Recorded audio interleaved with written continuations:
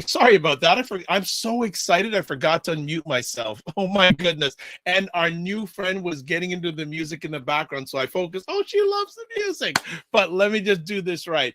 It's Dr. Vibe, your host and producer of the award-winning Dr. Vibe show, the home of Epic Conversations. And I'm the host of Epic Conversations, 2020 Best Podcast News Award winner, and 2018 Innovation Award winner given out by the Canadian Ethnic Media Association. I also co-host and co-produce the only online show in the world for dads and fathers. It's sponsored by Dove Men Plus Care. And because of that, or part of that collaboration last year, reached out globally to over 100,000 fathers and dads around the world. And we did that again this year. So we've hit over 100,000 the last 2 years in a row. So as always, I like to see you're blessed, highly favored, a magnet for miracles, and a solution for someone's problem. And I am fired up this evening. I am excited. I am really, really excited about this conversation. I am all the time, but you know what I'm saying. Now, just want to do a little promo here. If you are watching this before end of day, December 31st, 2022, please vote for the Dr. Vibe show in the Best Black Canadian Podcaster category at this year's buyblacks.com People's Choice Awards. And all you need to do is go to buyblacks.com/PCA/vote to vote. And you can vote every 24 hours. And just a little plug, buyblacks.com is Black Canada's number one online magazine. And they SEO-wise are ranked in the top 150,000 in the world, family. In the world. So just a little something there. So if you are here live, please fire away with questions. If you have anything to ask, it's going to be an epic conversation. So why am I so excited? This is why. Dr. Alicia Watkins is a full professor of social work and a licensed clinical therapist. She's also the founder of Coaching with Dr. Alicia, LLC, as a certified couples coach focusing on providing evidence-based skills to couples who wish to get married, improve their communication skills, and foster healthy relationships.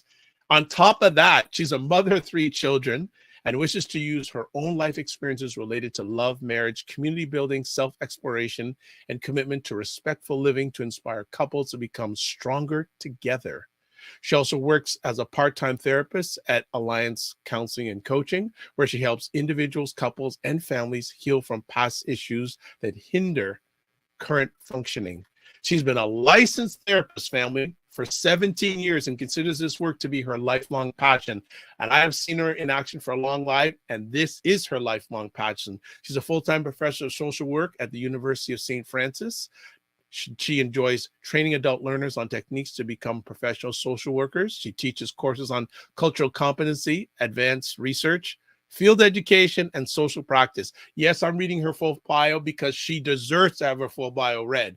She obtained her master's degree in social work from the University of Chicago in 2000 and earned her doctoral degree in social work from Florida State, FSU Seminoles, in 2008. She's published 10 professional articles and has presented at over 20 professional social work conferences.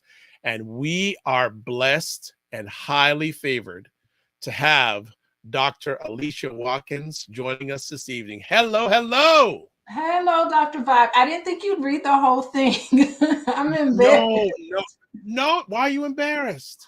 Just because I know I have to put the bios together and all of that, but there we go. Well, absolutely. Well, this is a wonderful moment for me because I've been a wonderful fan for a long time, since you've been chopping it up on your own and chopping up with Dr. Boyce and chopping up with your girl. And that's saying, and this, I have a feeling this is probably your first Black Canadian podcast conversation. It sure is. And I got to tell you, one of my favorite friends in the world, he is my coworker. His office is right next to mine at my university. He's a Black Canadian too, from Nigeria. Dr. Obuagu. I'm going to send him this video.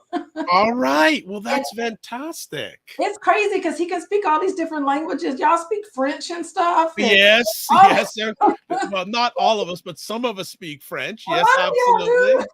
Yeah, we got a little culturalism going on here. So yeah, we do what we got to do. It was amazing. I've only been to Canada one time, and it was quite a while ago. And I just was blown away by seeing all these hi, really nice black people speaking French, and they just sound all special. And it was really beautiful. I loved it. Canada's beautiful in the summer too. That's when I was there in the summer. Well, it can get, we're supposed to get it. I don't know if you're going to get, but we're getting a really bad storm coming up this weekend. So I don't know. I think it's going to be hitting you too. Yeah, I'm in Chicago and it's on its way, but I'm sure it's not going to be as bad as, you know. Oh, no, it's Yeah, not. Hold on. Sometimes we get better weather than you. So, we're going to have to get you up here. We're going to have to get you and Dr. Boyce up here and just hang out. that would be cool. That would be cool. Make it happen. All right. This is good. And we got someone from the family, Ryan O'Neill Knight, saying good evening, everyone. And Ryan and myself co-host the Morning Vibe every Monday and Friday mornings at 9 a.m. Eastern Time. And also, Ryan is the co-executive director of the Afro-Canadian Business Network, who does great services for Black entrepreneurs and Black businesses right across Canada. All right. So I always like to do this with new friends. Can you share a little bit of background about yourself to our family? Yeah, and you know what? I like the bio, but one thing I want to say is that I'm a social worker. Like I am a social worker. That's the very first thing I probably should have written in there. And I love this profession. I love to be able to teach in the Masters of Social Work program at my institution. And I am proud to be responsible for training the next generation of therapists. Like, this is pretty awesome. What a great position to be in. And so I do want to share that about my background because that's so important about how I see people and how I see their problems, particularly how I see Black people, because we're Mhm. unique. We're like nothing else in this world because of our history and who we are as a people and how we came to America, and the slavery was unique. Everything is very unique about us. And so it's just fascinating to be able to depart that information with my students because social workers need to know how to work with different people. And so that is one thing I'm very proud of. Okay. Yeah, And Ryan is saying, he says, big fan of the Watkins family. I've learned a lot about finances and how to empower the Black community. that's right. Finances is huge. It's a huge, unique factor for us as Black people and as Black families too. Well, and yourself and Boyce are doing an amazing thing on Sunday nights. Yeah, so it was our voice's idea because we have these conversations all the time. He's like, Alicia, we should be recording this. I'm like, what? No one wants to hear what I have to say. He's Oh, like, stop your yes, we noise. do. Come He talks on. like that. So he's like, no, let's record us. So you do this thing called Pillow Talk every once in a Yes. while. We don't schedule it. It really is off the cuff. It really is raw. It really is like real conversations that we have. And then in those conversations, he's like, you know what? I'm doing all this work with the financial piece of helping families come into and grow their legacy. And he's like, they have some real issues that they're coming to him for. And he's like, I don't know how to deal with this. So usually every Sunday night, whenever he wants me to do, I will come up with certain topics. So last week I talked about shopping addictions and all of the things that affect Yes. us. And so if you go to Dr. Boyce Prime, you can sign up there. We have a love and money masterclass that we do together. So you can go to, I think it's if you go to boycewatkins.com and go on his site, you That's get the all hub. the information that you need to sign up. But it's really great. And I really would, because the response has been so overwhelming. I'm thinking about doing an actual group therapy in terms of Wow. Black people and finances, maybe women. I like to do something with women. So that might be something that I'm going to pursue for the new year. We'll be usually at the end of the year like this. Boyce and I go on vacation and we cut Yes. ourselves off basically from a lot of people. We have business meetings a lot. And so one of the things I think we're going to just try to work on is trying to figure out what the needs are in our community and just do what we can to the best of our ability to provide these needs, because I do have a lot of stuff in my head. I do have a lot of information in my head. And so it's just great to just be in the position to depart all this information out to people who are interested. Well, I can speak for myself. I can't speak for everybody else. I'm very blessed that you're getting it out of your head and Yeah. speaking it, because it's so valuable to me, and the learning and the relatability, and you're a brilliant Black woman. Oh, well, I thank you. I appreciate that. I really appreciate that. Thank you. And boys, you definitely married up. Boys, you know what? It's so interesting because I've known boys for quite some time. I've known boys Yes. actually this coming um next September, I would have known him for 30 years. Wow. So what we're going to do, we're going to take we take an annual pilgrimage to Indiana University where we met at the library. And this year we're going to bring the whole family down, and we're really going to have a fun time talking about my experience at the university. So our experience at the university. So it's going to be pretty special. 30 years. And I've met a lot of his girlfriends. Yes, that comes up in during some of your conversations. Yes. It's interesting because never in a million, he confessed his love to me, Dr. Vibe.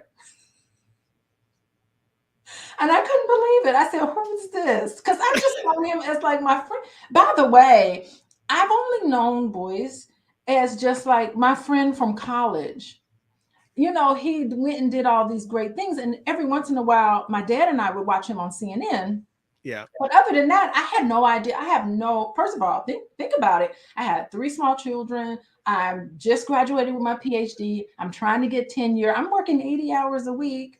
I am Wow. cranking out articles, doing presentations, getting all like impressing the people who need to be impressed in order to give me promotion and tenure and all of that. So Yeah.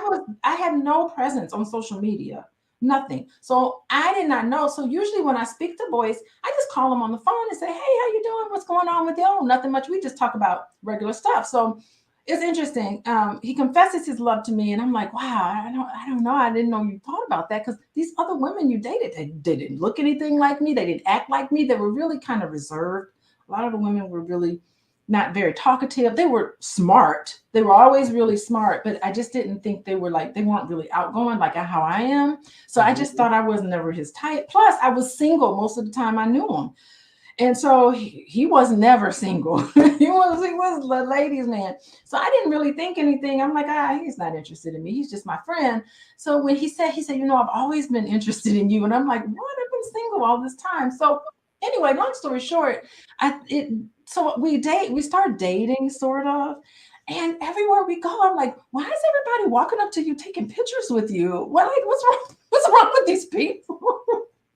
I said, who are these people? And he's like, Alicia, you don't understand. Like, I said, no, what do you mean? Then I started following him on social media and I was like, good grief, there's like 300,000 people on Instagram. What Yes. is that? I thought I was the only person that thought you were interesting. I guess there's a whole lot of people that think you're interesting. And Mm, there we go. okay. Well, you know what?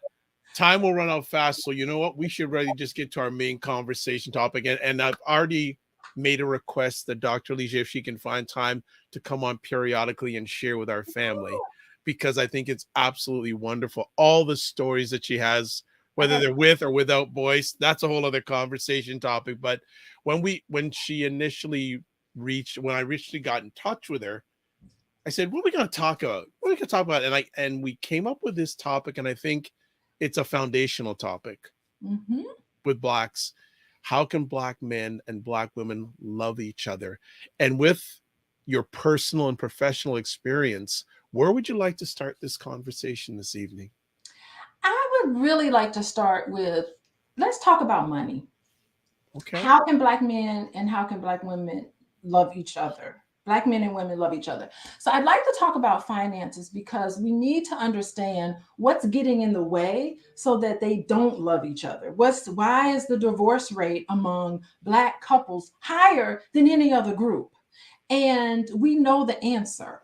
So first of all, there was a longitudinal study where they followed men and women from the age of 14 all the way up, right? So that's how you can kind of track what's going on with people. Out of this huge group, nationally data set, they found that the divorce rate among the black people in this study was way, way higher than all the other groups. But when they controlled for Number one, at the age of 14, did you have both parents in the household? That if they, when respondents who grew up without two parents in the household, they were significantly likely for their marriages to end in divorce.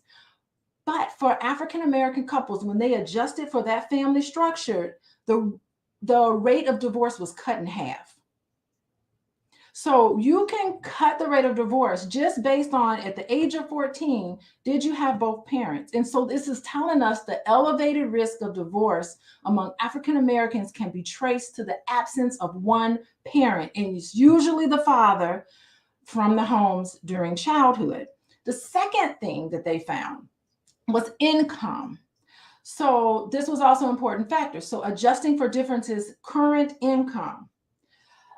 The relative risk for African Americans also substantially changed. Okay. And so when you factor in income, so high income individuals who had both parents in the home at the age of 14, the divorce rate was almost zero. This tells us the family structure and household income completely explain the elevated risk of divorce among African Americans. And it was not like this for any other group. It was unique to African Americans. Wow. Wow. And I know you're talking from sharing from a Black American lens, but similar here, Black Canadian. So Mhm. what you're saying, don't think it just is applicable to Black America. It's also very significant in Black Canada. I'm gonna some other quick comments here. Wayne Harris, who is a man who loves the finances just as much as Dr. Boyce, says Dr. Boyce Watkins is the man, and also saying that he is now a follower of Dr. Alicia Oh, Watkins. all right. Thank you, Wayne. You got a follower here, absolutely. So that we could just land on that for the whole rest of the hour. No, I'm serious. We could just land on that for the rest of the hour. But and let's take a little trip down that road.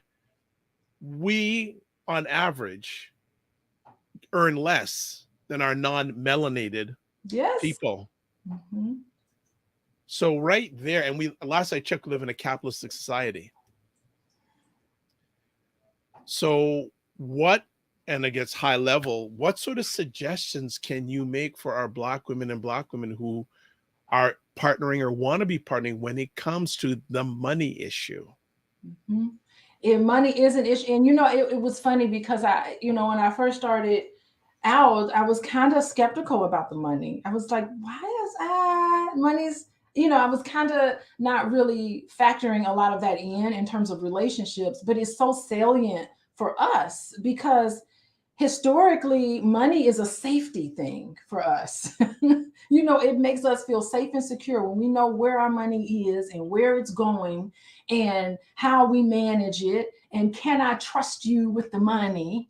It's Christmas coming up, we got to put our hands together and make sure little Johnny got his Christmas. And that's real important for us as Black women. We like to make sure our babies get our Christmas, get their Christmas. It's a big deal. And so, if that money isn't quite right, that's a real problem in terms of security. And you think about all of the trauma all of us have gone through. I mean, just the trauma of I just want slavery. to interrupt there. I just want to interrupt there. The conversations that you and boys have about Blacks and trauma, Yeah. every Black person around the world needs to listen to those, because I didn't realize how deep it is until you and Dr. Boyce really started focusing in on it, and how it's such a root cause to many of the challenges a number of us Black people have.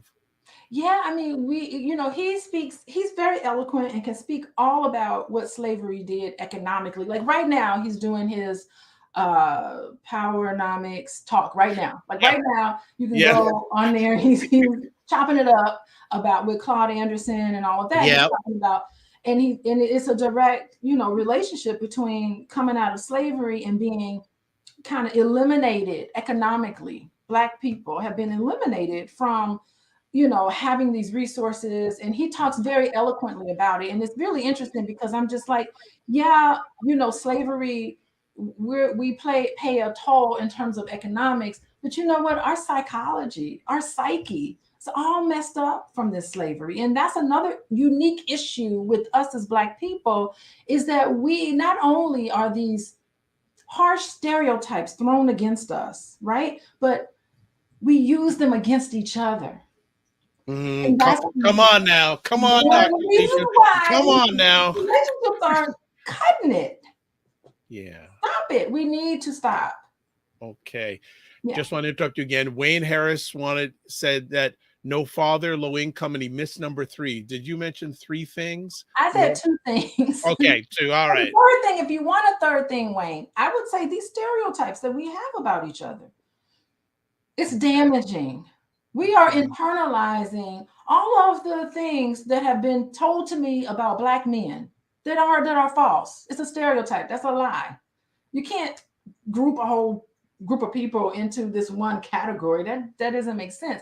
And a lot of the things that I'm seeing, particularly online, about stereotypes about Black women. So how does our people's history of trauma affect our relationships, men and women, with each other? Because it affects your nervous system. If you grew up and it's traumatic, and a lot of people don't even know that it's trauma. So let's just, if you can raise awareness of it. How you know that you grew up in some trauma is that your nervous system gets out of whack. You're not able, you're seeing the environment as threatening. Everything is threatening. You're perceiving something that could be completely neutral. It's not going to be neutral to you because your nervous system is online. It's saying, it's adjusting to the environment. Like, we're wonderful creatures and wonderful human beings, right? Because our bodies are naturally equipped to adjust to the environment. So if you grew up and things are happening to you that are frightening to you, and you don't have a way to process that, to regulate your own emotions, as soon as you see something coming your way, it's fight or flight, and you're fighting, you're yelling, you're arguing, you know how you see online, people take out their phones and they're recording somebody in their worst state. Their nervous system is not regulated at all, and they're going off. That's not them. That's not who they are, but they for real are fighting for their life. Okay, good And we stuff. take it out on each other. I'll go to an audience question first, but I'm gonna ask you something after this. Wayne, and I had the interesting. Are you a fan of the late Kevin Samuels? Did he help or hurt the stereotypes? Okay, so here we go to Kevin Samuels. So the thing is that as a professor, I'm teaching just this few days ago. I just finished my semester. I taught this practice 1 course. Believe it or not, there's a theory on how to help people. There's theories, models. It's bona fide by data. You know, I'm a researcher and I'm a college professor, so I love data and theory. So the helping profession is not just any guru can turn on their YouTube channel and talk about, I'm going to help you by doing this and help you by doing that and all this. You know, you can't do. We know how to help other people. Okay, it's not a mystery.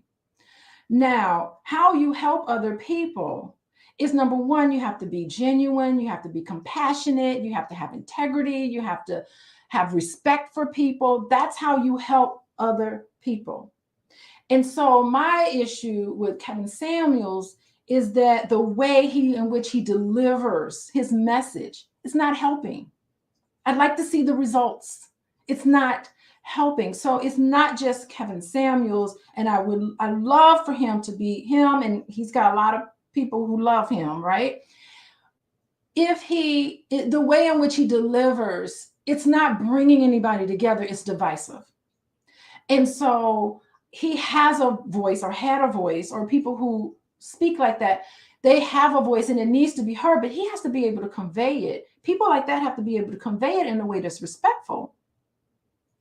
And when you're putting somebody down and you're being like you're superior and I have all the answers and you don't, it's not helping people. So I look at Kevin Samuels and others, is this going to help, or is this really just going to be really fun entertainment? I can put my popcorn in my mouth and be like, ooh, he just chewed her out and all this. That's how I look at it, because it's really sad to see a therapist like myself. I can't get the numbers Kevin Samuels gets, and I don't know, like, it's just sad for us. And I'm giving real stuff, and I just don't think that it's helpful. That's the biggest, my biggest issue with it. Okay. One of the things that you and Dr. Boyce educated me on was the ACEs test. Oh, yeah. Can you share that with our audience and how it can have an impact on Black men and Black women loving each other? Yeah. So the ACEs is the Adverse Childhood Experiences Survey. And it's a survey that looked at it took this database of pre-existing records, and they were asking people all of these questions about what happened to you from 0 to 18. And so it categorized things in 10 categories, right? So anyone can take the ACEs scale, and if you scored like a 4 or more, and these are adverse childhood experiences. So did anyone yell at you? Did you see your mom get abused growing up? Did anyone chastise you? Did anyone sexually assault you? Did anyone hit you? It talks about all of these adverse childhood experiences. And if you even scored a 2 on that scale, it compared to those who had 0 adverse childhood experiences, you were 4 times likely to think about ending your life. So how you score is directly related to later on issues psychologically and health issues as well. So the ACEs score is a really interesting, it's been replicated. I don't know how many times it's been replicated. But the thing that's particular for Black people is that when I think about intergenerational trauma, and it's just like, well, this is the way my grandparents operated. That's how they raised their children. That's how my parents raised us. This is how I'm going to raise this. It's just, you start to think that these things are normal. I'm going to take my bell down. I'm going to spank you with my bell, and I'm going to do all these things to you. And you start to think this is normal, but it isn't. It's really toxic things that are happening in our households that has a lasting effect long term. Okay. Good stuff. And also can have adverse effects in relationships too. Absolutely. I mean, you talked about the nervous system. I mean, think about it. We need safety and security in terms of finances and all of this, but growing up, we need safety and security. We're a child. We need help figuring out what's going on. We have needs that need to be met. And when you've seen a little toddler, when they start to like lose it or whatever, you need to have a parent that's able to say, okay, Johnny, here, come on. You need to hug the person and calm them down. You have to regulate for them. Right. So that when they grow up, they can regulate for themselves. And I think this is why crime rates are so high, and, violence and all of this stuff that gets kind of promoted in our community. Okay. You're not able to calm yourself down on your own. And guess what? There's systems in place for you when you can't do that. Wow.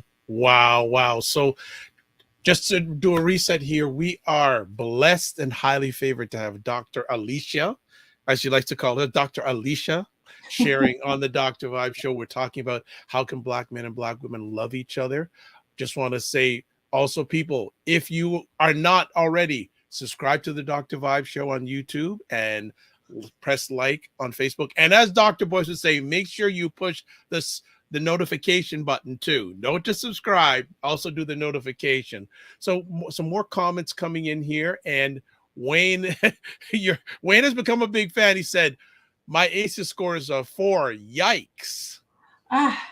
Yeah. Well, I mean, listen, there's nothing wrong with, you can have an ACEs score of a 10, an 8, a 2, a 1. There's nothing wrong with you. It's nice to be aware of what they are, but realize that don't think like, what's wrong with me? You start thinking like something wrong happened to me that shouldn't have happened. So don't think, because think about it, how you react and the things that you do and things that you carry with you. Your body is built to do this, to adjust. I mean, think about it. Our amygdala, the fight or flight or whatever, that's the reason why we're alive today. Our genes carried on because we were vigilant, but the problem is that in relationships, the threat is just perceived. And a lot of times there isn't any real threat. It's just someone said something to you and it triggered you in a way. And that triggering response makes you lash out. And know that lashing out, although it's not correct, you're not supposed to do it because, of course, there's systems in place for you.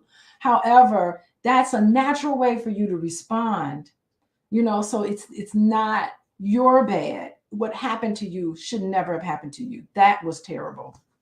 All right. Thank you for asking the questions in real time. Really appreciate that. Yeah, yeah, yeah. Wayne also asked, I guess, building on what you had to say about the late Kevin Samuels, would you say the same for Andrew Tate? Yes, I would. Andrew Tate has probably a bigger impact than Kevin Samuels, because even my little 12-year-old, she goes to school, and I will tell you, we go to, it's a racially mixed school, but probably more Caucasians or whatever. So they had a day in school where they said, come to school. It was a couple of weeks ago. Come to school dressed as your favorite person, somebody you want to be when you grow up. That was so she's into dance, and so she dressed up like a dance teacher or whatever. That was her thing, right? And she came home and she said, Mom, she said, all the guys, all the boys in her school, all dressed up as Andrew Tate. Wow. 12-year-olds. How old? 12. She's in the Oh seventh my grade. goodness. She said the whole school, and it's only 2 grades, 7th and 8th graders in one building. Yeah. She said everybody, all the boys dressed up as Andrew Tate. What does that tell you? What does that tell us? He's even more frightening than a Kevin Samuels. Okay, no problem. We talked about money. Mm-hmm. Through your personal and professional journey, what are some of the other potential challenges that come up between Black couples? Yeah, so other than the stereotypes that we put on each other, I think, there's a huge challenge. I think that, trust and respect have been 2 things that I've noticed that I've had to really talk about. It's understanding, because if you weren't able, think about the father is not in the home, or you have some issues with another parent. If you aren't able to have this sort of trust, growing up, it's going to be very difficult to trust, when you're an adult.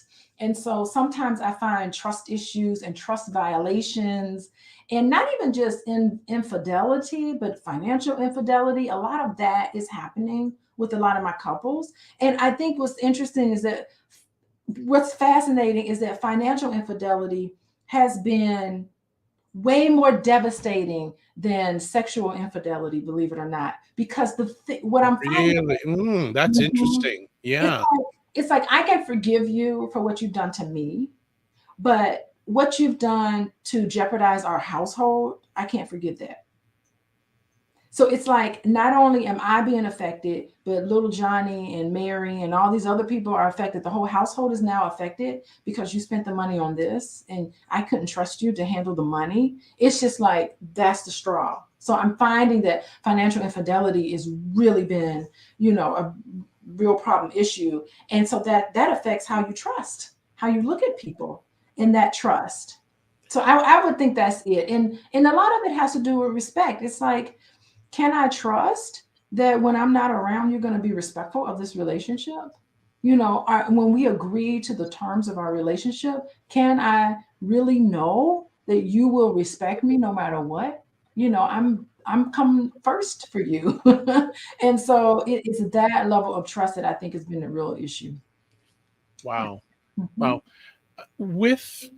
How has, from your lens, the pandemic impacted Black love? It's a double-edged sword, believe it or not. I have seen good relationships get better with the pandemic. I've also seen bad relationships get worse. And it's beautiful in a way, because if you're on the fence, sheltering in place with somebody, it will push you over from one side to the next. And I know with my private practice, I'm not with my private practice anymore, but my private practice, for the very first time during the pandemic, we had a waiting list of people with anxiety and depression and just nervousness and scared. And it really took a toll on us, especially the youth. Like my kids to this day, I have tutoring for them and all of that, and they're immediately like, "Is it online?" Because if it's on Zoom, I can't do it. Like they really have and that's not unusual. A lot of actually, there's teenagers that I see even now. They have to meet with me in person. They're like, "Don't send me a Zoom link. I'm not going to meet with you on Zoom." I mean, the pandemic has done that for them, where they just like, "I'm Wow. done." Like, and these are young people. They're like, "No, I can't do a Zoom. Will meet with you in person, or we don't meet at all." And so I can see the scared. They were frightened by this whole thing, and they're associating this with the pandemic. But I think for couples, it really was a deciding factor for a lot of these families. It's just like, we were having issues and we were avoiding it by going to work, by staying busy, and we're not busy anymore, and we have to stare each other in the face, and we got to come to Jesus moment. So Okay. it sped it up, because these issues needed to be dealt with eventually, but it really was kind of like, we either deal with it now or never. And so that's when my own practice really exploded during the pandemic. Okay. One of the things I'm appreciating is there's a number of Black men who I respect are watching this live and giving questions. Oh, that's okay. So more coming. So Macmillan Group, excuse me, Ray and his wonderful son Stefan, who sponsor my Monday shows, The Morning Vibe, myself and Ryan. Good evening, great conversation. What impact does the love of education income? I think you just discussed income, but what impact does education have on the strength of Black relations, namely marriage and its occurrence and longevity? Yeah, it is true. The more education you have, the more likely for Black people that the marriage will last. I mean, it does.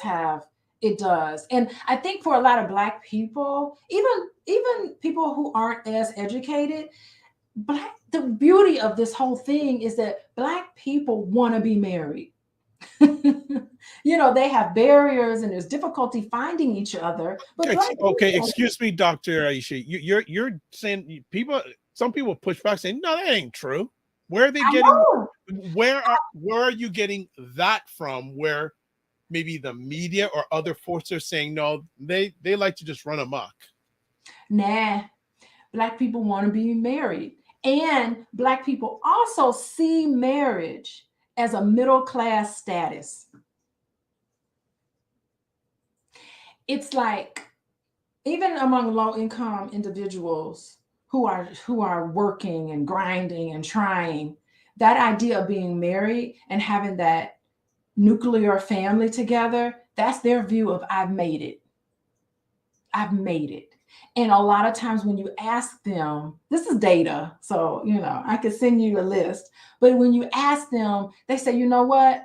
I'm so happy to be married. I'm happy to have this partner here with me. What I need is healthy examples of what a marriage should look like." So not only do they want to be married, but they're just like, "We're working together, but I really want to have more examples." Because when you sign up to be married to someone, you don't sign up for toxicity. You don't sign up for verbal abuse and psychological abuse and disrespect, and to disregard somebody and to tell them how they feel and what they think aren't important. You don't sign up for that sort of thing. So I do help a lot of couples kind of say, "Hold on, let's slow this down. I want to hear what you're saying, husband. I want to hear what you're saying. And let's all kind of slow this conversation down, because guess what? Underneath a lot of these arguments is, do you really love me?" There you go. When you scrape the butter off the toast, it's like, do you really love me? Are you really going to be there for me? Can I really put my trust in you? It's fear that's stopping a lot of people, especially Black men. They think that they're not even worthy of being married if their money isn't a certain way. That's fear. building on that, Wayne Harris has another question. He's become your big fan here Oh, tonight. yeah, Wayne. Because what if the woman has more education than the man? Is she not not a stress on his self-esteem? Don't women initiate divorces 70% of the time? Mhm. Okay, They okay, do. They do okay. initiate divorce. And really, when you ask women, why is it, and Black women, just women in general, who initiates divorce, tell me why you're asking for this divorce, they'll come up with legitimate reasons. They'll say, he wasn't faithful to me and I tried to work it through and it was a continuous pattern and I gave him chance after chance. He disregarded me. He ignored me. He, didn't listen to me when I tried to talk to him. It's like trying to get through. And I think that these complaints from these women, not normally, a lot of these complaints have nothing to do with, well, he didn't bring in the money like he should. I don't usually hear a lot of that. When you ask people, you don't hear a lot of that. You hear real legitimate things. It's like, are you going to be there for me? Are you really going to love me? And it's like being frustrated going over and over again about trying to get through to somebody and they don't listen and they disregard you. And they say, you know what? You got a house over your head. You got clothes on your back, food in your stomach. What else do you want from me? This is what you hear from a lot of women. Okay. Okay. Ray from the group says, yeah, I agree with Dr. Alicia on marriage being the goal. I noticed a much higher level of Black marriage in Jacksonville, Florida compared to Toronto, even though the incomes are lower in Jacksonville compared to Toronto. Well, cost of living is high in Canada. Is it not? Am Yes. I right? Okay. Yes. Well, it is definitely, Compared to Jack. especially in the Toronto area. Toronto's one of the most expensive cities, let alone in North America, probably in the world. Oh, okay. I just know So like the Canadian price and the US price is like a yes, difference. big difference. Big difference. Surprise, surprise. Wayne has another question. He says, what's the impact of modeling and who are the models for the Black relationship? Comparison, I think is the right, he spelled it wrong there, but comparison seems to be coming into vogue. Yeah, I think so. This is an issue. It's almost like, yeah, and you need it would be better if we had healthy images that's not necessarily online and not these celebrities. Like let me tell you, I've met my share of celebrities, by the way. And they're people like anybody else. They have feelings like anybody else. I'm not certain that we should be looking up to celebrities. And it's a shame that we don't have them in our immediate life. It'd be nice if we had more like real marriages to talk about. I mean, like Boyce and I, we have conflict. We have conflict a lot. But what's really interesting between us is that, usually we'll just let it die. And then we'll usually circle back and come back to each other. So it took work to get to that point, because we grew up differently. I grew up totally differently from how Boyce grew up. So our backgrounds are different. I'm the second generation therapist. My mom was a therapist. My dad was a social worker. And so I feel like my background and my experience is really different from a lot of what I hear a lot of Black people talk about. And I'm not saying that Black people, have all this kind of complicated background, but just when I listen to how a lot of Black people were raised and how they grew up, it doesn't necessarily reflect what I experienced. And I'm not saying that I'm better than anybody. Of course, I'm not saying that, but I just feel like my child and my youth was a little abnormal. They you just having two parents who are therapists, and they had Yeah. a degree in child behavior. They knew about child development. So I really do think that my parents and how they raised me was just unique, just unique among anybody. Good So stuff. Good so we're stuff. different. But just because you have different backgrounds doesn't mean that you can't have a healthy relationship. It just means you need to take out a little more time talking to each other about, okay, what did you see that was normal for you? What tell me, how did you come to this?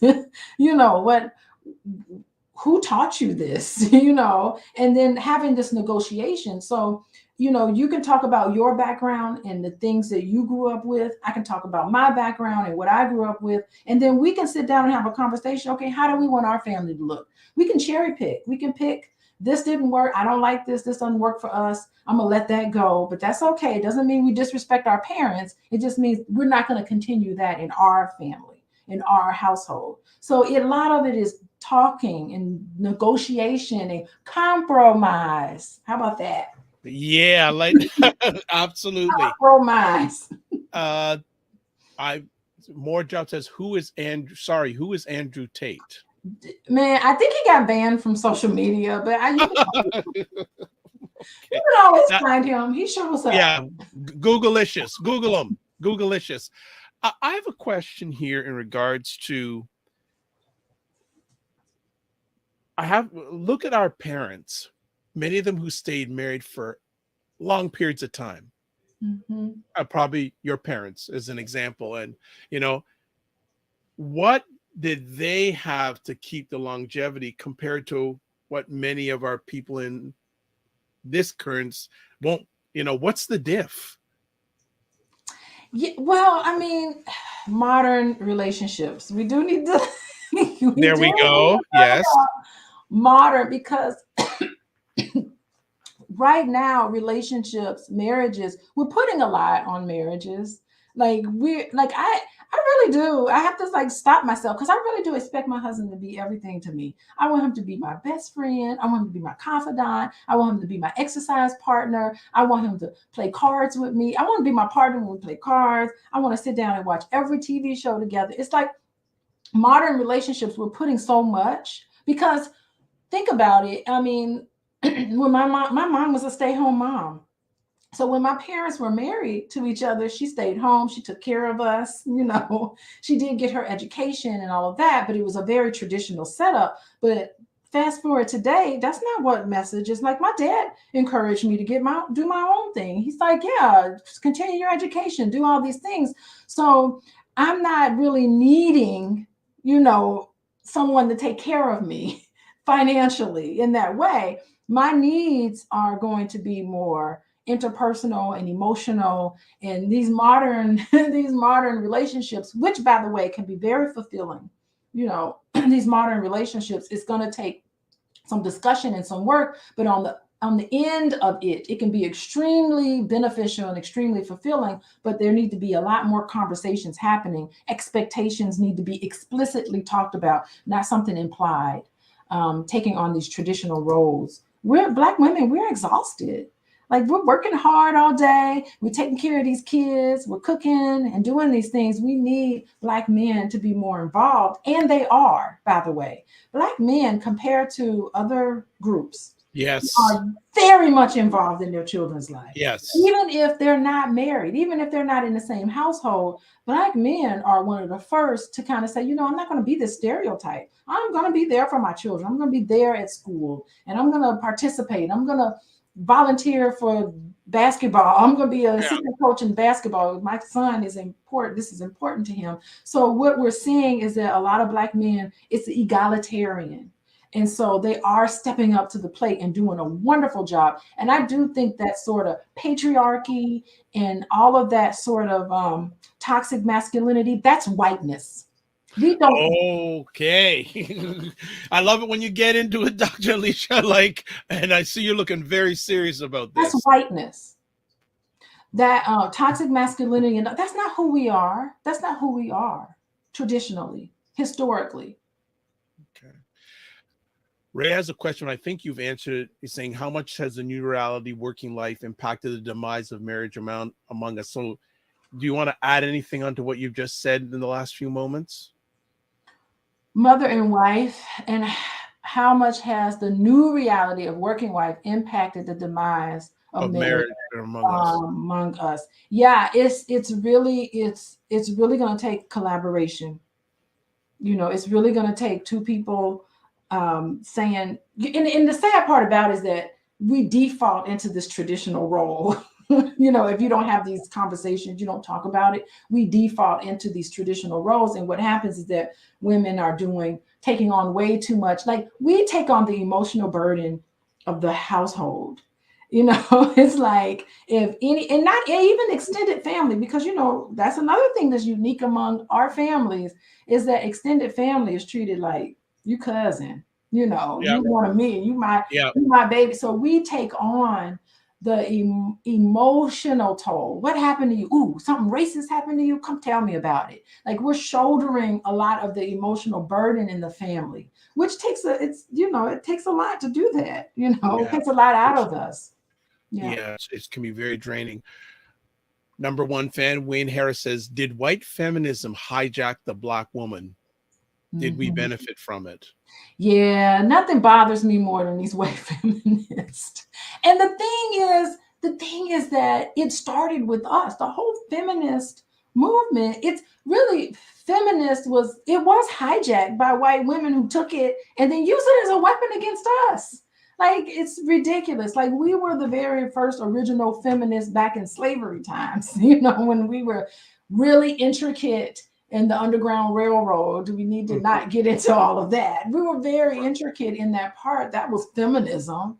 Mhm. I guess we don't even want to even use that word. A lot of times we use womanist. We want to use the womanist or some alternative sort of method. But yeah, it was almost like feminism, especially with the first wave of feminism and abolitionists and all of that. It just was like, white women were like, what, you mean a black man is going to have more than me? Oh no, I got to be on this bandwagon too. And a lot of those feminists, those all of those waves of the feminist movement, they were extremely racist. I just don't, I can't just talk about that all day. But Don't yeah, worry. That's why I said before we went live that we got to have you back and because yeah, I can talk about that. I haven't seen that material in a while, but I used to do a whole talk on that, about Black History Month and Women's History Month kind of falls by side. Black History Month is February.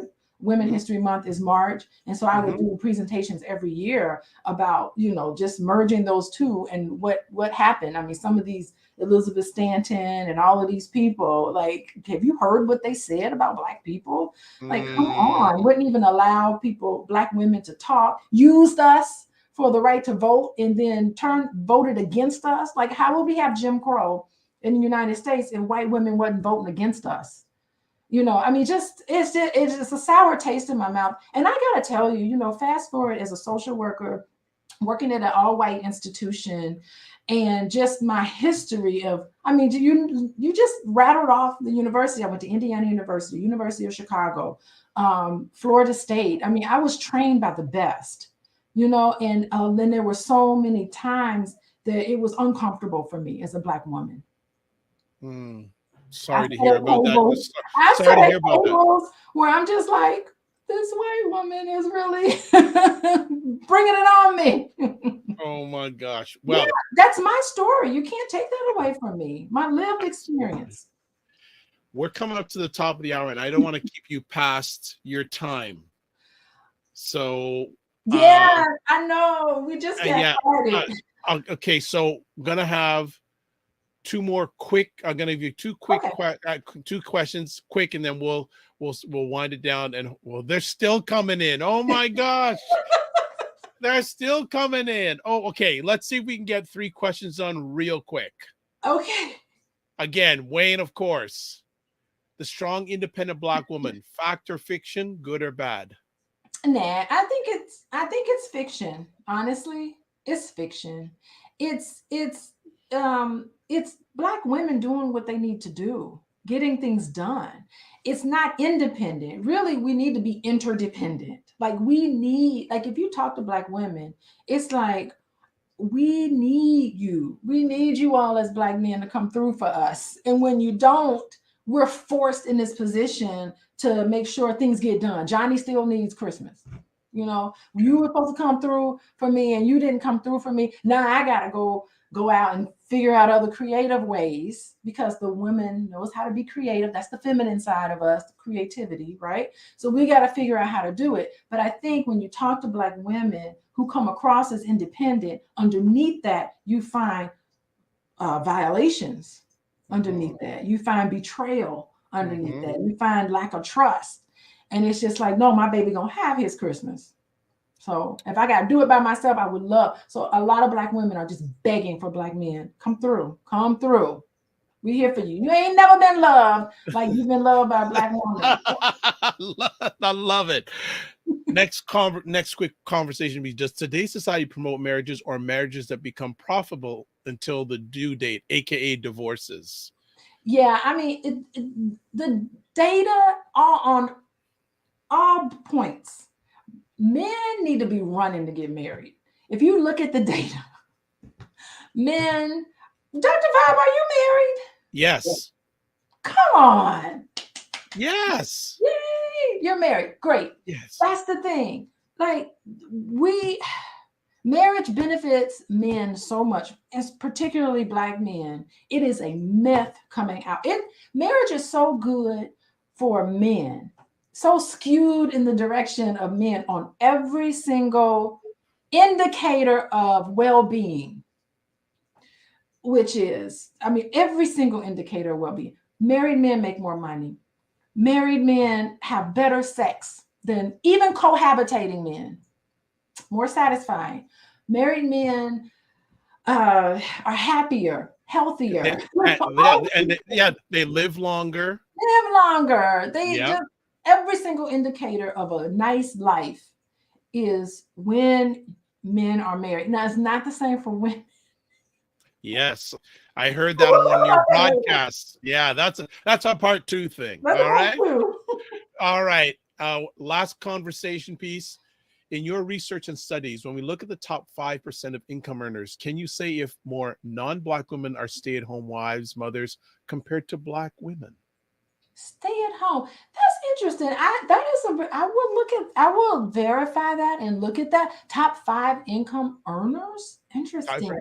I think I'm thinking about my neighborhood. There are a lot of stay-at-home moms in my neighborhood. Now I live in a squeaky white suburb, and there are a lot of stay-at-home moms, but they don't always, they don't always end up that way. They end up having to work outside the home in a lot of ways.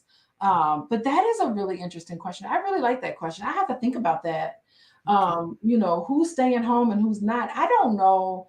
It's marriage rates have decreased in general. Like divorce rates have decreased over time, but that's because marriage rates have decreased over time. So there are more women who are opting for just not getting married, and just like living their best life being single, and white women too.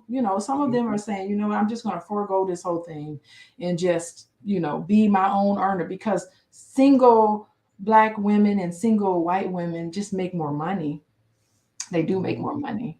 But I can come back and later and talk about. Yeah, you better. No, well, before we leave, I'm just gonna put up some of the offerings that Dr. Boyce and Dr. Alicia has. So just bear with me, family, because Dr. Alicia has a whole pile of stuff. So does Dr. Boyce. So, Dr. Boyce, if you go to Dr. Boyce Watkins look at page. him.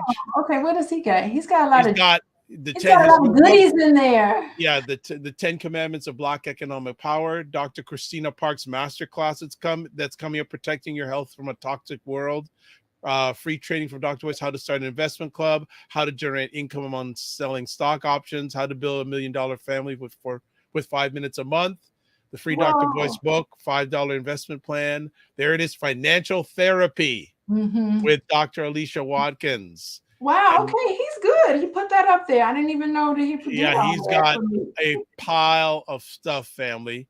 So if you go to drvoicewatkins.com, you're going to see, but we want to highlight, of course, the Financial Therapy with Dr. Alicia Watkins. Let's go to that page. What do we see?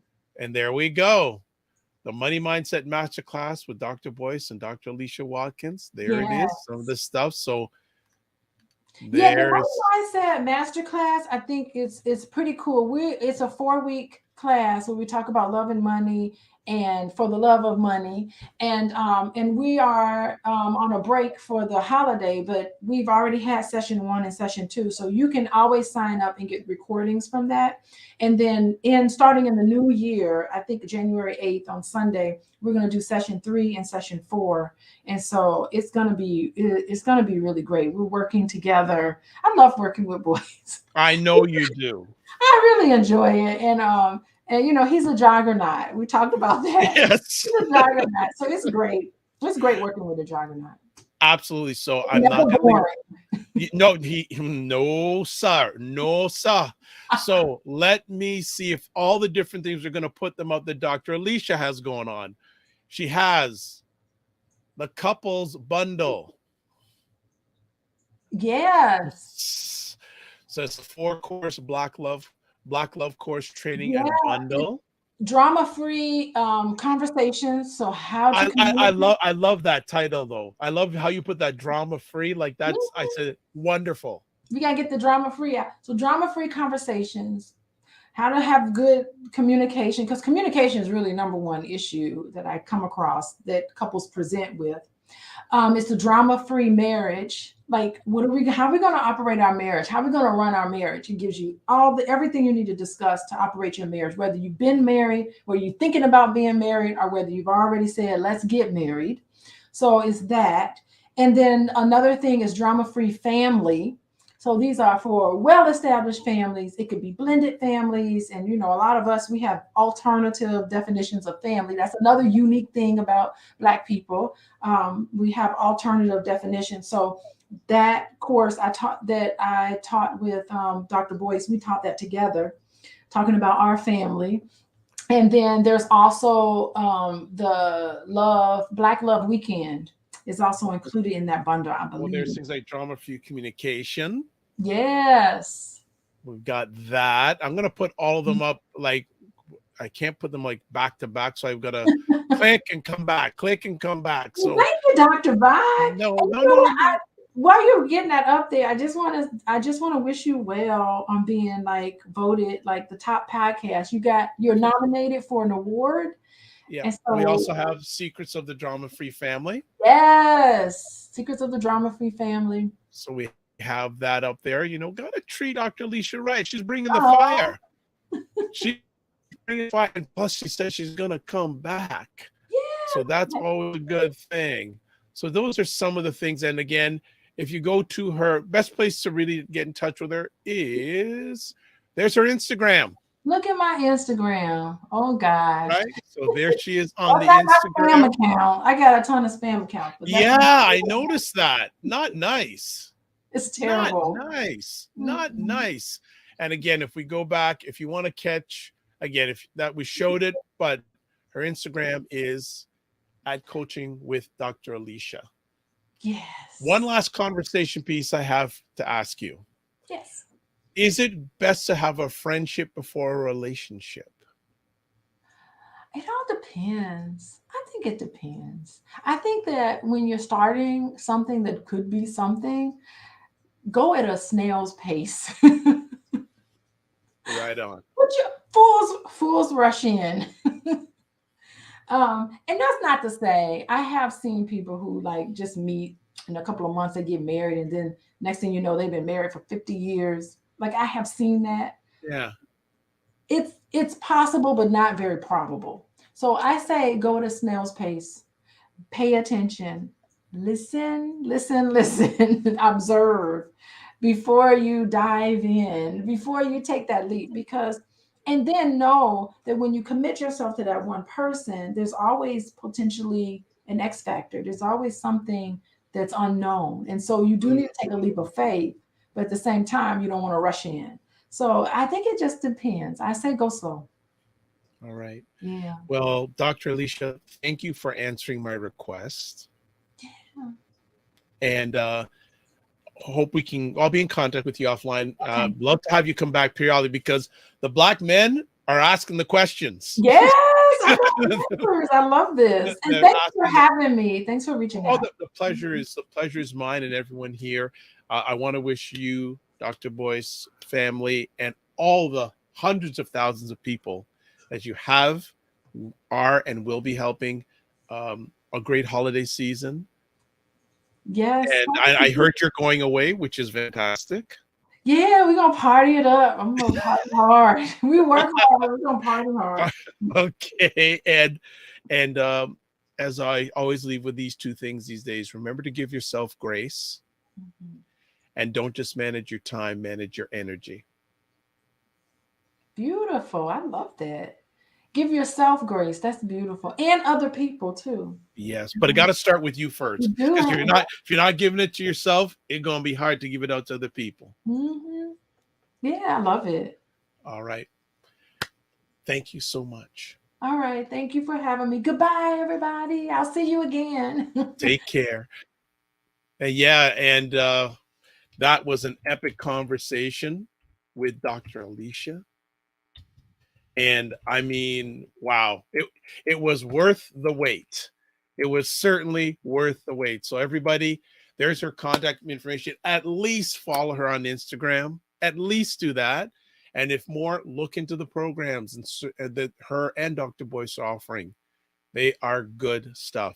So, want to just close up here with a few quick things. Again, if you're watching this before 12 midnight in your time zone on December 31st, vote for the Dr. Vibe Show in the Best Black Canadian Podcaster category at this year's BuyBlacks.com People's Choice Awards. Go to buyblacks.com/PCA/vote to vote. You can vote every 24 hours. Also, subscribe to the Dr. Vibe Show on YouTube, and also push the notification button to know what's going on, and on Facebook. If you want to follow me, you can check me out. Website, the drvibeshow.com. Email dr.vibe@thedrvibeshow.com. YouTube, Facebook, and LinkedIn, The Dr. Vibe Show. Twitter, at Dr. Vibe Show, drvibeshow. And finally, the Instagram, The Dr. Vibe Show. And we also say, if you want to promote your business and service on our show, contact me at dr.vibe@thedrvibeshow.com. So I'm just going to close it out with this. Absolutely. And Wayne Harris says, happy holidays to all. And More Job says, great show, Dr. Vibe and Alicia. Fantastic. So this is how we close it out. If you know a little bit about me, this is what I do. Live your life as a dream. If you can dream it, you can make it. Sometimes you have to get small to get stronger. Block assumptions, then aim bigger, aim better, aim higher, aim wider. Love, faith, and respect. Remember to give yourself grace. And just one last thing, you can catch replays. Wrong show, The Morning Vibe. I'm so anxious I put the wrong thing. You can catch replays of the Dr. Vibe Show wherever you're watching this right now. God bless. Peace to all. Keep the faith. Walk good. And love you all. Thank you for all your support. It's appreciated, not taken for granted. God bless. We'll see you soon. Take care.